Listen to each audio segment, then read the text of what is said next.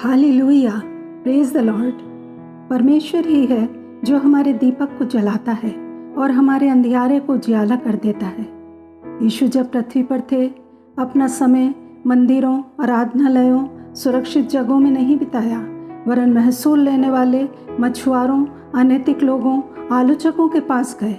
वो ऐसे लोगों के पास गए जो अंधकार में थे, जिन्हें ज्योति की जरूरत थी। उन्होंने पापियों से नफरत नहीं की। हमें भी उन्होंने अंधकार में स्थानों में से निकाला, अंधकार से छुड़ाया है। यदि हमें अनुग्रह नहीं मिलता तो मैं और आप भी अंधकार में पड़े होते। इसलिए प्रेरित पौलुस पहला थिस्सलुनीकियों 5वां अध्याय 5 से 10 वचन में लिखते हैं, क्योंकि तुम सब ज्योति की संतान और दिन की संतान हो। हम ना रात के हैं ना अंधकार के हैं। इसलिए हम दूसरों के समान सोते ना रहें, पर जागते और सावधान रहें। हम जो दिन के हैं, विश्वास और प्रेम की झिलम पहनकर और उद्धार की आशा का टोप पहनकर सावधान रहें। यीशु हमारे लिए इस कारण मरे कि हम चाहे जागते हों या सोते हों, सब मिलकर उसी के साथ जिएं। हमें अपने आप को पहचानने की ज़रूरत है कि हम ना रात के हैं ना अंधकार के। इसलिए हमें एक सिपाही के समान सेल्फ डिसिप्लिन में रहना है।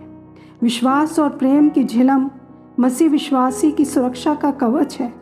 उद्धार की आशा का टोप हमारे माइंड को सुरक्षा देता है, ताकि हम अपने स्वयं के विचारों, संसार की बातों और शैतान के अटैक जो हमारे विचारों पर होते हैं, बच सकें। हम अपनी समस्याओं के कारण नहीं, अपनी सोच के कारण, अपनी मेंटलिटी के कारण सफ़र करते हैं। हमारी सोच हमारे शरीर के हर एक अंगों को, ऑर्गन्स को प्रभावित करती है। हमारे जीवन में कई ऐसे अंधकार के क्षेत्र होते हैं जो हमारे लिए नुकसानदायक होते हैं, और ये क्षेत्र हमारे लिए परीक्षा में पड़ने का कारण हो जाते हैं। इसलिए ऐसे क्षेत्रों के प्रति हमें लापरवाह नहीं होना है, सावधान रहना है, जागते रहना है कि वो परीक्षा हम पर ना आ पड़े।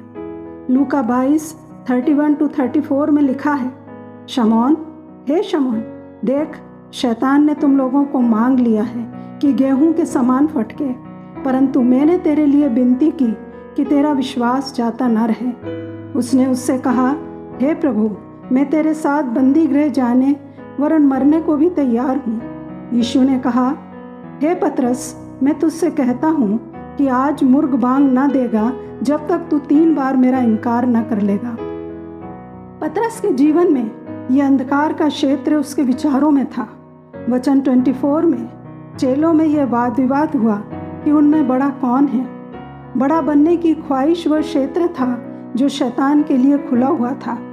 पतरस कहता है, मैं तेरे साथ बंदी गृह जाने और मरने को भी तैयार हूँ। उसका यह आत्मिक घमंड था। अपने विश्वास में वो ओवर कॉन्फिडेंट था, जिसने शैतान को अपने भीतर आने की पूरी छूट दे रखी थी।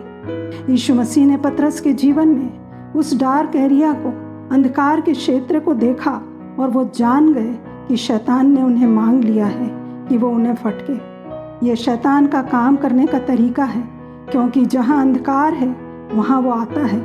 ये मेरी संपत्ति है, इसलिए वो उस पर आक्रमण करता है, क्योंकि अंधकार पर उसका अधिकार है। अंधकार और चोर का संबंध है। चोर रात को चोरी करने निकलता है कि जो कुछ हमारे पास है, हमारे घर में है, उसे चुरा ले। चोर और किसी काम के लिए नहीं, पर चोरी करने, नाश करने और घात करने के लिए आता है। वो कहता है, देखो मैं क्या करता हूँ। मैं लोगों के अंदर शंका पैदा करता हूँ। ऐसा करके मेरा राज्य शुरू हो जाता है। जब लोग कहते होंगे कुशल है और कुछ भय नहीं, तब एकाएक विनाश आ पड़ेगा। मैं परमेश्वर के सेवकों को अपने सेवक बना लेता हूँ। जो सिखाते हैं और उस पर चलते नहीं, वो मेरे हैं। वो कहता है, मैं बस ये करता हूँ कि लोग इतना ही जाने कि प्रभु यीशु प्यार करते हैं, चंगा करते हैं और हर ज़रूरत पूरी करते हैं। वो अपने आप से आप पाप करते चले जाएंगे, क्योंकि उन्हें तो बस चंगाई चाहिए, पैसा चाहिए, पद चाहिए, उन्नति चाहिए, आशीषें चाहिए। यदि अंधकार का कोई भी क्षेत्र हमारे जीवन में है, शैतान उसके द्वारा हम पर दावा करता है, क्योंकि उसके लिए हमने द्वार खोल रखा है। चाहे झूठ बोलना हो, चोरी करना हो, दोष देना हो, अविश्वास हो, अपनी इम्पोर्टेंस बताना हो, कोई भी क्षेत्र हो, वो उसका डोमिनियन है, उसके द्वारा उसका हम में आना जाना लगा रहेगा। तो जो कोई सोचता है और निश्चिंत रहता है कि मैं स्थिर हूँ, मैं विश्वास में हूँ, वो सचेत रहे कि कहीं गिर ना पड़े, कुल्हाड़ा जड़ पर पड़े। इससे पहले प्रभु यीशु के पास आ जाएं, अपनी गलती को मानें, पश्चाताप करें, क्योंकि परमेश्वर ने हमें क्रोध के लिए नहीं परंतु इसलिए ठहराया है कि हम अपने प्रभु यीशु के द्वारा उद्धार प्राप्त करें। उपवास, प्रार्थना करके, धार्मिक रीति रिवाजों को पूरा करके हम सामर्थ्य नहीं पा सकते। हमें अपनी इच्छाओं, लालसाओं को छोड़कर अपने मनोरंजन के समय, अपने गॉसिप के समय को यीशु के साथ बिताना होगा। जिनको बहुत लोग जानते हैं, जिनको दूसरों से बहुत आदर मिलता है, वो प्रभु के काम के नहीं हैं। परंतु जिसका कोई परिचय नहीं परंतु यीशु उनको जानते हैं, वो प्रभु की तलवार लेकर खड़े होंगे। तब भीड़ की भीड़ प्रभु के पास आना शुरू हो जाएगी। हम ही वो हैं और कलीसिया ही वो बैरियर है, बाधा है, जिसने अन्य जातियों के लिए दरवाजे को बंद कर रखा है।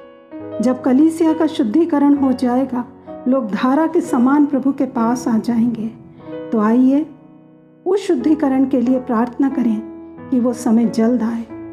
प्रभु यीशु, हमारे जीवनों में कई अंधकार के क्षेत्र हैं जिनको हम समझकर भी ना समझ बने हुए हैं। हम आशीषों को, चंगाई को पाने में ही फंसे हुए हैं। हम भटक जाते हैं और शैतान को अनुमति देते हैं कि वो हमें फटके।